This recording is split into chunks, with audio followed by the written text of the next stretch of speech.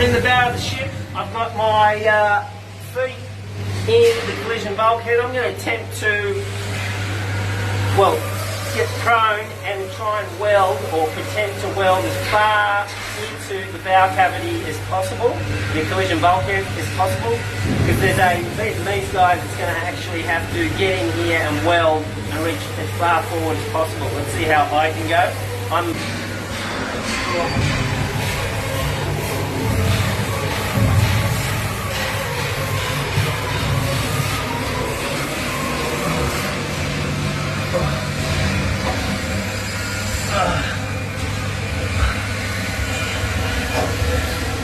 Okay, I can get my head and half a shoulder in, and I can reach with the gun nozzle. I reckon I could reach pretty well almost to the very front.